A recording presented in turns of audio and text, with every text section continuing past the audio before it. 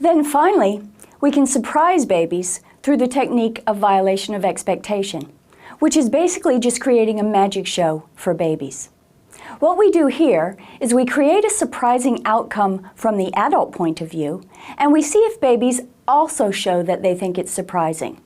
We can do this by measuring their looking times or by a physiological measure like heart rate. Mostly though, we do it in terms of looking times. Here's an example. René Baillargeon, who became very famous for doing these kinds of studies, did this experiment back in 1994. She brought infants aged 3 to 10 months into a lab.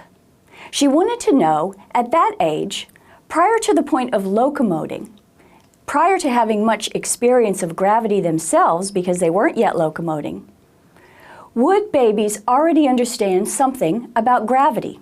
Namely, that if an object is unsupported, it's going to topple to the ground. She operationalizes this by presenting babies with a possible and then an impossible event. Of course, these were counterbalanced, and she gave the babies time in between. In the possible event, the babies watch as the box gets pushed across the table, the whole time fully supported. That's possible. Nothing surprising there.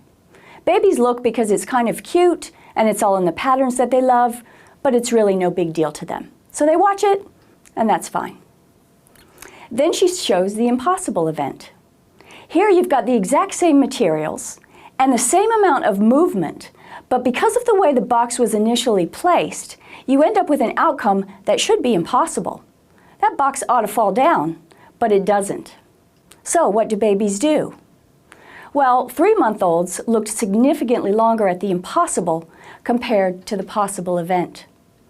So René Baillargeon interpreted that as they understand that there's a violation there. They look longer because they're surprised and they're trying to figure out, how does that work?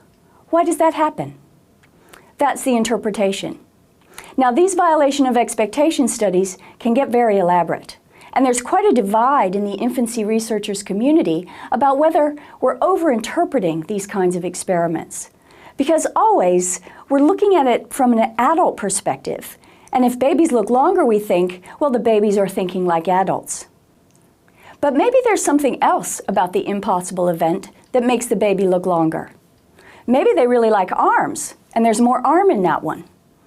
There's always all kinds of low-level perceptual differences between a possible and an impossible event, by its nature, that could be the explanation, rather than the high-level conceptual explanation that oftentimes the researchers go for. So that's a really interesting sort of division in the field at the moment. Certain universities are really into rich interpretation in using this paradigm, and other ones are much more conservative. I've actually used this paradigm on a couple of occasions, but in general, I'm fairly conservative because I love babies, but they really don't know that much.